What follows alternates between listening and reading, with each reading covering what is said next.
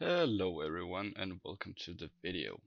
If you are looking for a chill, underrated way to make golden WoW, or just farm mounts, pets and transmog, island expeditions might be exactly what you're missing. Now, in this video I'll show you how to farm them efficiently, what items may actually sell, and whether they're still worth doing today. So, if you didn't play much during Battle for Azeroth, or you just ignored the system completely, island expeditions are short, repeatable scenarios where you basically just compete against some AI players to gather Azerite.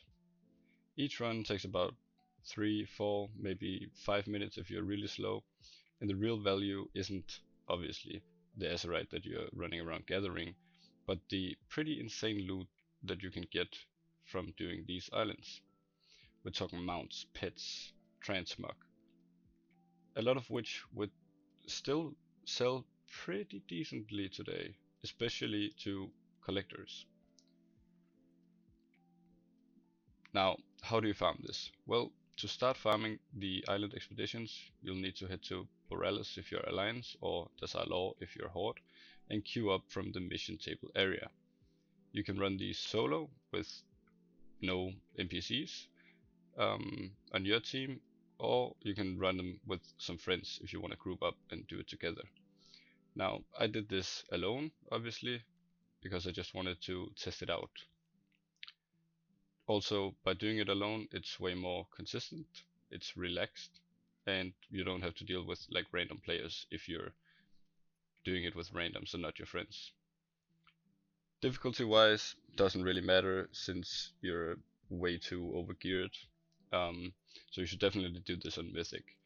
Um, I think there are some drops related to the difficulty. Now you definitely do get more doubloons, which is the currency we'll look at a little bit later, from doing it on Mythic. And since you're overgeared, you might as well do them on Mythic. Now, what are you actually farming these for? Well, island expeditions can give a lot of different rewards, as I mentioned earlier. You can get mounts, which are tied to dropping from here, or you can save up with the doubloons and buy the mounts themselves. There's also a big range of pets which you can get, learn them, cage them, put them on the auction house, make a lot of gold with them. And there is a ton of transmog. The island expeditions have like maybe 500 pieces of transmog, which are basically only tied to this type of content. So you have one decision to make. Either you buy the items of the auction house, many of them which are pretty expensive, or you farm the island expeditions to get the items. Now, from a gold making standpoint, this is not something that's gonna make you rich by tomorrow if you put in 10 hours of doing it today.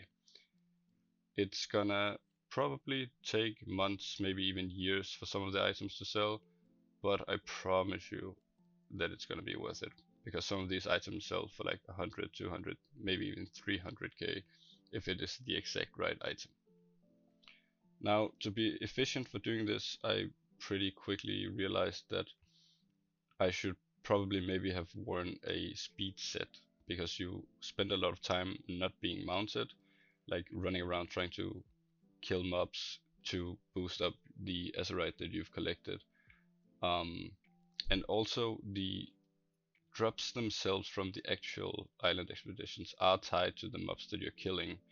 Um, there's a lot of data on this. I can't remember which ones drop what, but you want to make sure that you're trying to kill as many elites as possible, also because that gives the biggest amount of Azerite in order to complete the scenario as fast as possible. The progression inside the island happens at I think 3 and then around 5, 6,000 and 9,000 again.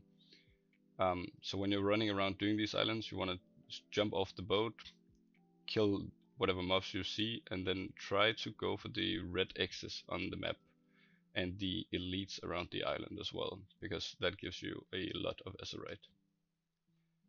This way of farming is definitely really good for someone who wants to not deal with anybody else, seeing as you can do it solo. It's instanced content, which means you just queue up for it, and there's no limit really, so I did my runs in like 3 and 4 minutes each, not regarding the wait time in the beginning, which means I can probably do 12 an hour. Now, if you're way faster than me, you can maybe do like 15 or more an hour, which is really good. Just don't burn yourself out, obviously. But it's a really good farm to do while you're watching something because it needs no attention. There's no way you're gonna end up losing the island expedition to the AI bots on the other team. Now, the big question is it actually worth it? Well, as I mentioned earlier, if you're looking for quick gold, definitely no. Like, unless you get like a really high ticket item that at the same time has a very high sale rate, you won't be making any gold off of this at the beginning. But you could also see this from a different point of view if you go in there with the mindset that you're farming mounts and pets, because they are just RNG.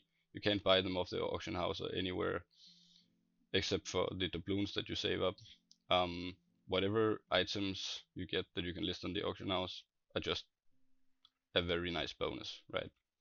So I did 10 runs just to check this out, and obviously I got 10 of these bags that are guaranteed to drop after each one, which contains a smaller amount of doubloons, and 2 of these a little bit bigger ones, and 1 giga big doubloon package.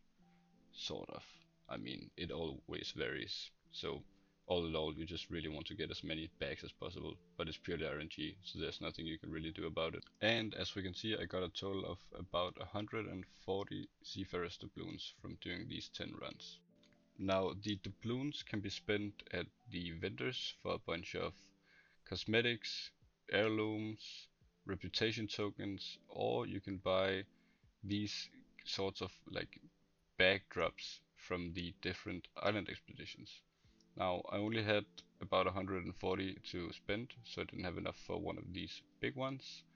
So I decided to just buy one of the smaller ones and see what kind of loot I could get from that.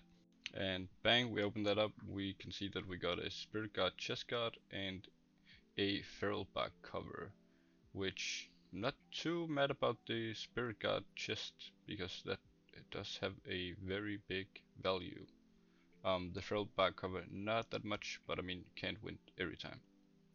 So from the 10 runs I did, I ended up getting 7 pieces of transmog, all which are like fairly valuable, I guess. Some of them are pretty high ticket, some of them are very low, so I'm not really too mad about that. That seems pretty decent to me. Now, if you found this helpful or enjoyed the video in any way, make sure to like the video. It really helps the channel out. And if you're into WoW gold making, maybe even some secret treasures, mounts, PvP content, basically whatever, make sure to subscribe to my channel for more content like this. Thank you for watching, and I'll see you in the next one. Peace.